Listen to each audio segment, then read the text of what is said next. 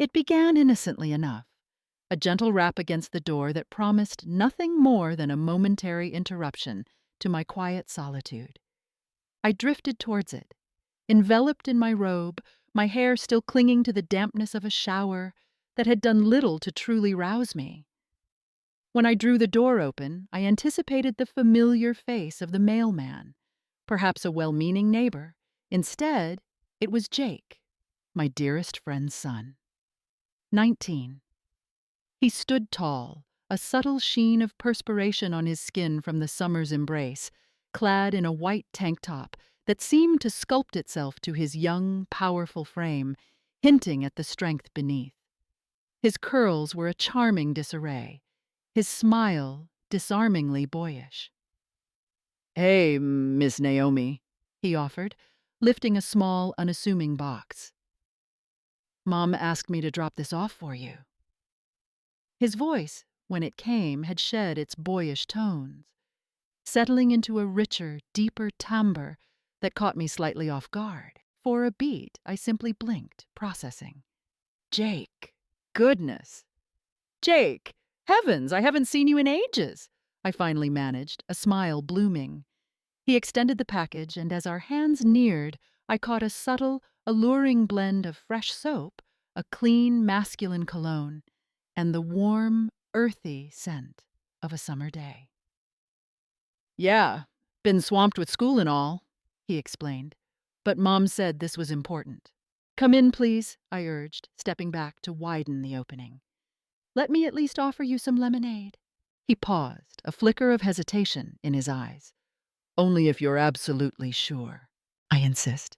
He stepped across the threshold, and there was an easy, unstudied confidence in his movements that inexplicably tightened my throat.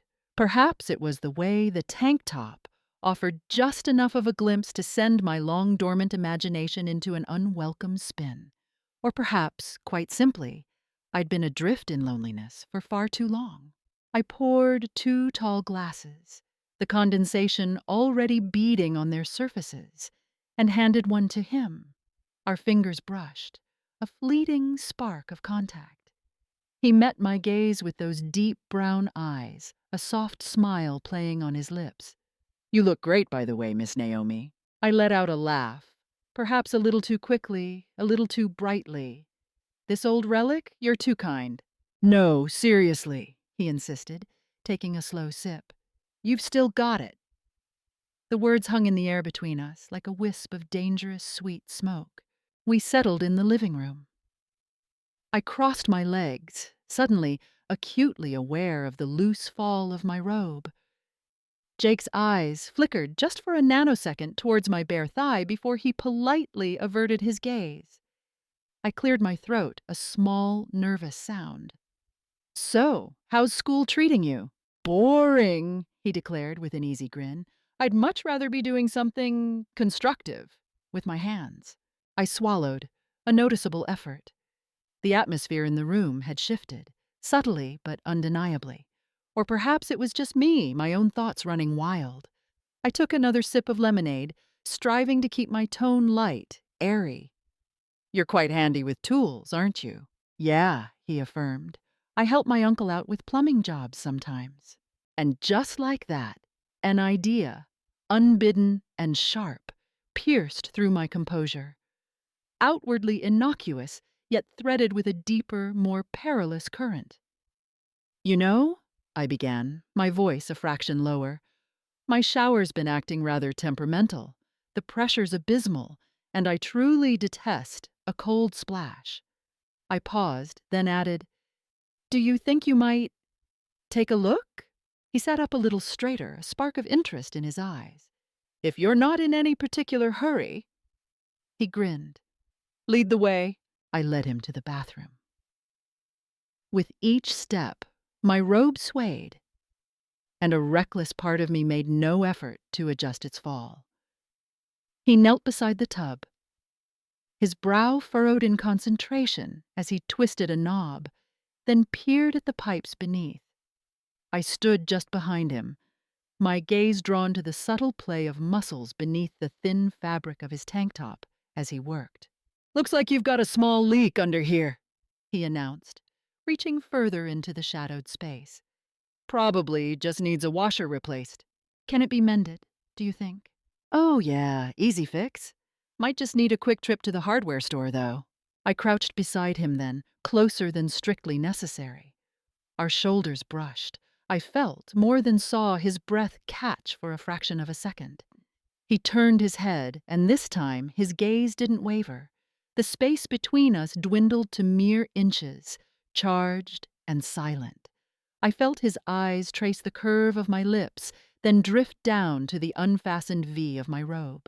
A voice of reason, faint and distant, whispered that I should pull away, say something, break the spell.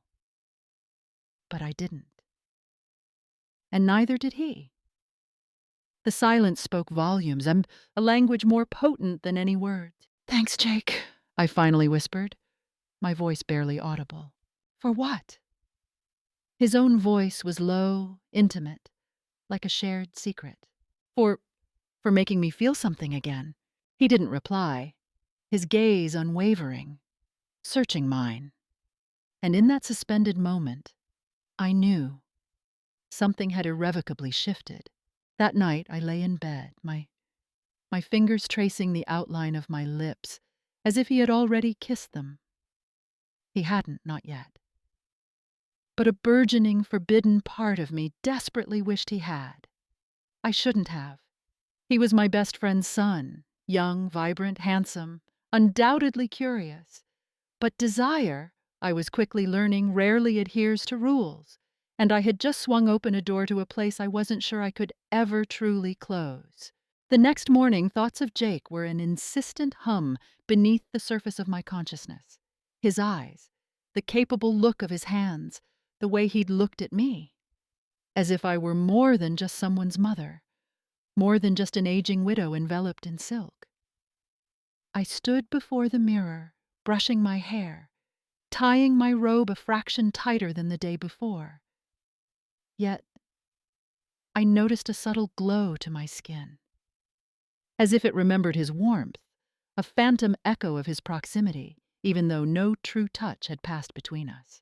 Another knock sounded at the door. My heart gave a little leap. Could it be him?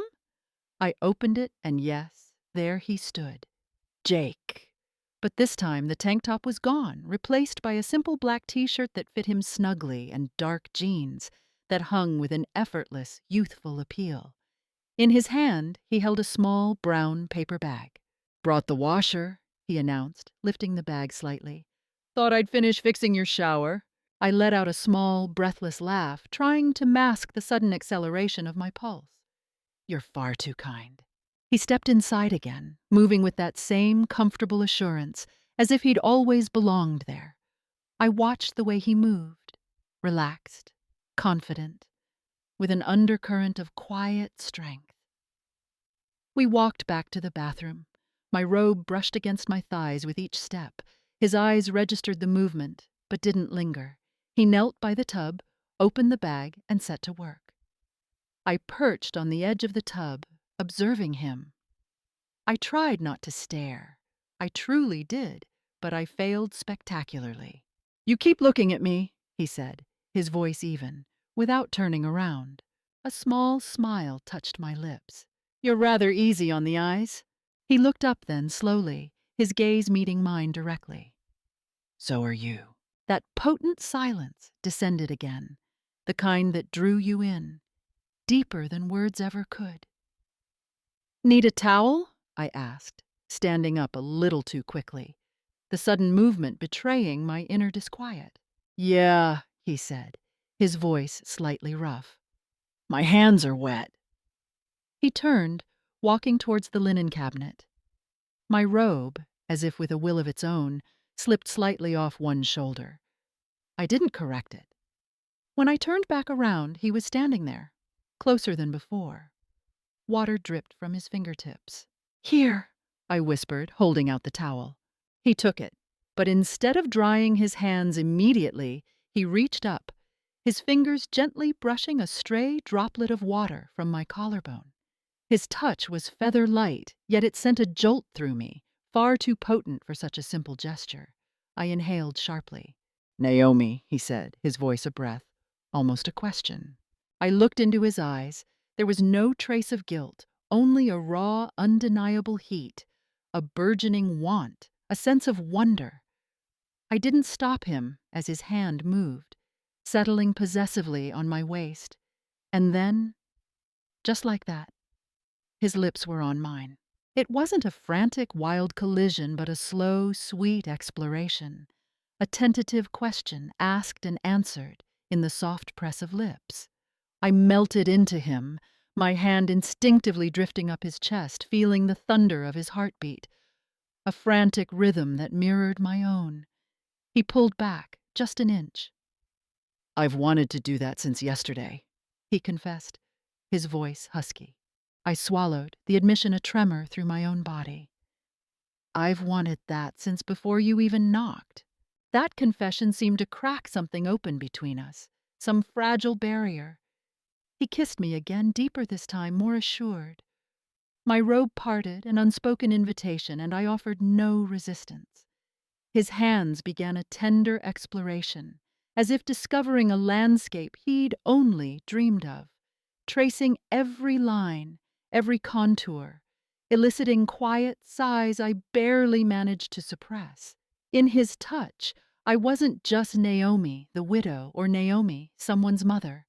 I was a woman awakened, desired, craving to feel utterly alive. Later, we lay on the soft, plush rug of the bathroom floor, our bodies entwined, hearts still thudding a rapid, uneven cadence. Neither of us spoke for a long while. Finally, Jake whispered, his voice still thick with emotion. Was that okay?" I turned my head, looking into his earnest, open face. "Better than okay. I didn't want to push you or—" He trailed off. "You didn't," I reassured him. "I wanted this just as much as you did." He smiled then, a radiant, glowing smile that somehow made him look even younger, yet imbued him with a newfound strength. "We probably shouldn't tell anyone about this," I said, the reality of our situation beginning to seep in. He nodded, his expression serious. "They wouldn't understand." I gazed up at the ceiling. "I'm not even sure I understand it," I admitted, "but I don't regret it." And I didn't. Because in that small, warm bathroom, I had rediscovered something I thought was lost to me forever. Desire, touch, connection. Something far richer and more profound than mere loneliness. And it had arrived in the unexpected form of a 19-year-old boy who made me feel, truly feel, like a woman once more. I awoke the next morning cocooned in Jake's black t-shirt. It carried his scent, clean, youthful, and laced with an irresistible hint of mischief. He had departed after our interlude in the bathroom, a nervous smile playing on his lips, his cheeks flushed. But before he'd slipped out the door, he'd pulled me into one last, lingering kiss, slower this time, deeper, as if committing the taste of me to memory. Now, as I padded barefoot into my kitchen, his shirt falling to mid-thigh, I could still feel the phantom warmth of his hands on my skin. The intoxicating thrill hadn't dissipated. I poured myself a cup of coffee, settled at the counter, and stared out the window. The sun was already climbing high, birdsong filled the air, but within me a tempest had begun to brew. What had we done? I was 56. He was 19. My best friend's son. Every rational thought screamed that I could have stopped it, pushed him away. But I hadn't. Because for the first time in what felt like an eternity, I had been touched. Truly touched. Not just a meeting of skin, but a connection that resonated deeper, heart to heart. He made me feel seen. Around noon, my phone buzzed, a text message from Jake. "Can I come over later?" I stared at the words, my thumbs hovering uncertainly over the keyboard. Then, with a surge of something akin to reckless abandon, I typed, "Yes, doors open." My heartbeat quickened the instant I hit send. By 2 o'clock, he was standing in my doorway again, this time holding a bag of groceries. Figured I'd cook you something today, he announced, stepping inside with that now familiar ease. You cook now? I asked, raising an eyebrow in amusement. Not well, he grinned, a charmingly sheepish expression. But I try. I laughed, a genuine light-hearted sound, and led him to the kitchen. He set the bag down, pulling out pasta, fresh tomatoes, a small block of cheese. He looked so endearingly innocent in that moment, so utterly normal, as if our situation wasn't strange at all, as if this was just something we always did. He set the pasta to boil while I chopped the tomatoes. We worked side by side, a comfortable rhythm establishing itself between us, our shoulders brushing occasionally. Sometimes our hands would touch as we reached for the same utensil, little sparks, seemingly harmless, yet undeniably hot. Naomi, he asked quietly, his voice serious. Did I cross a line yesterday? I paused in my chopping. I looked at him then, and I saw more than just a teenage boy with a fleeting crush. I saw a young man, earnest and questioning, full of a burgeoning curiosity and, just maybe, something deeper. No, I said softly, meeting his gaze. You didn't cross anything. We both stepped into something. Together. He nodded, but the ensuing silence told me he was still grappling with it. I know it's not normal, he finally said, his brow furrowed. You're older. You're you. And I'm what? Beautiful, he stated simply. Smart, way out of my league. I blinked, then a soft smile touched my lips. You're very sweet. He looked at me as if he wanted to say more, but instead he stepped closer. His fingers reached out, gently touching my cheek. Can I kiss you again? He asked, his voice barely a whisper. I nodded, words failing me, and just like that, our mouths met once more. Softer this time, less rushed, more careful, more tender. His arms wrapped around my waist, and I felt myself melt against him, a sigh escaping my lips. My hand slipped under his shirt, fingers tracing the firm lines of his stomach. He gasped softly, and that small sound stirred something primal deep inside me. We kissed until the water for the pasta boiled over, hissing against the hot stove, a sharp interruption to our reverie. Later, we sat on the couch, plates of semi-eaten, rather unimpressive pasta balanced on our laps, laughing about how truly awful it tasted. I think, I teased, we should have just ordered a pizza. Chum, he grinned. Next time I'll definitely let you cook. His hand rested on my bare thigh, his fingers idly tracing light, tantalizing circles. I didn't move. I didn't flinch. I wanted it. I needed it. Are you scared? He asked suddenly, his voice losing its playful edge. I considered his question for a moment. Yes, I admitted honestly, but I'm not sorry. He leaned in, pressing a soft kiss to my shoulder. Me neither. There it was again. That familiar pull, that exquisite ache that thrummed between the innocent and the undeniably perilous territory we were navigating. But in that moment, none of the potential repercussions mattered. All that mattered was the way his touch made me feel as if I were blooming anew, alive, wanted, perhaps even loved. No, not yet. But maybe, just maybe, someday. That night, he didn't leave right away. We lay in my bed, his chest pressed against my back, his warm breath a gentle caress on my neck. His hand found mine beneath the sheets, holding it tight, a silent promise of warmth, of safety. And I realized then, with a startling clarity, that this wasn't just a fleeting moment anymore. This was evolving into something more, something dangerous, something real. To all my incredible Ella Infidelity Story subscribers, thank you, truly, for staying with me until the very end. You are the vibrant heartbeat of this channel. If you're new here, please don't hesitate to hit that subscribe button and become part of a family that dares to feel, to love, and to explore even the most forbidden of paths. Let's dive into the final chapter of Naomi and Jake's story. The morning sun, a persistent visitor, slipped through the slats of my bedroom window, casting stripes of liquid gold across the sheets. Jake was still asleep beside me, his hand resting with a gentle possessiveness to my waist, his breath a soft rhythmic whisper against the back of my neck. He looked utterly peaceful, so achingly young, so vulnerable in his slumber. I watched him for a long, contemplative time. This boy, this man, my best friend's son. How had we arrived here?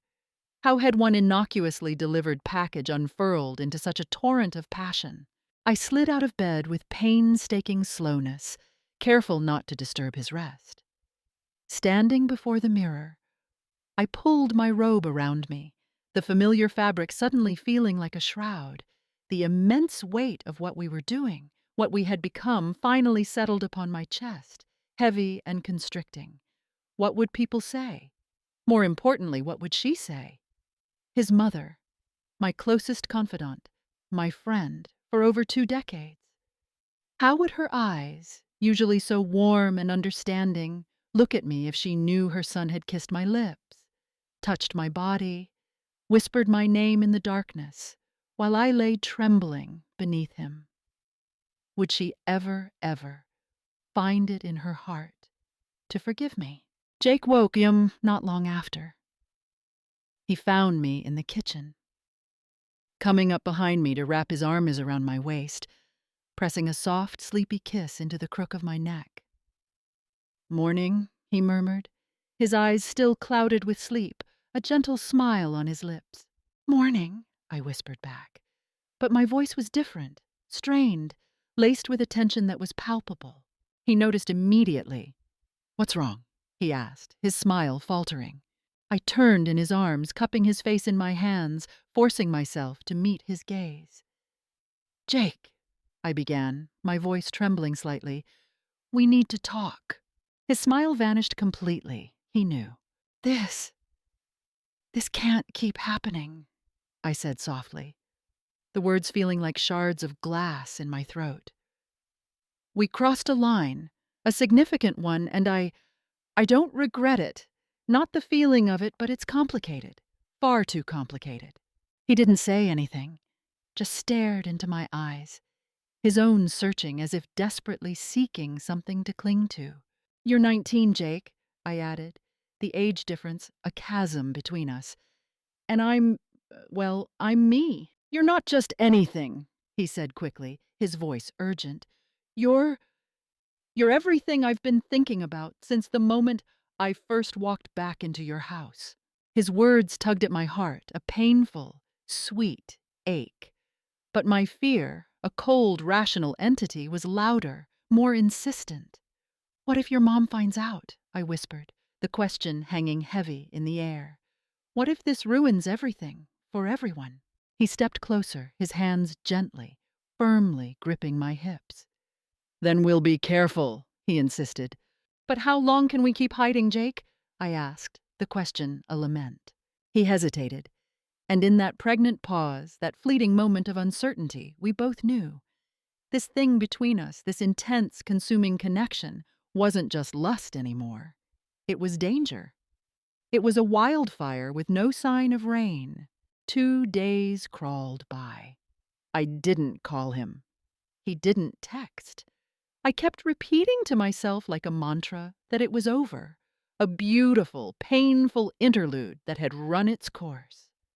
But then, on the 3rd afternoon, my phone rang, shattering the fragile peace. It was her, Jake's mom.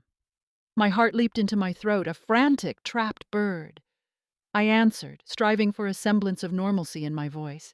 "Hey, sweetie," she said, her voice bright, cheerful, oblivious. "Jake told me he came by to fix your shower. Thank you so much for letting him help out. He said he felt so grown up being around you." I swallowed hard, the lump in my throat making it difficult to speak. "Oh, yes," I said slowly, carefully. "He was a big help." "I swear that boy is growing into such a gentleman," she continued, her pride evident. "He told me you made him pasta, too, said it was awful, but that you were sweet about it." I managed a nervous laugh. "He's not entirely wrong about the pasta." There was a brief pause, and then she said something that sent a sliver of ice through my veins. "You know," she said, her voice softening, becoming more intimate.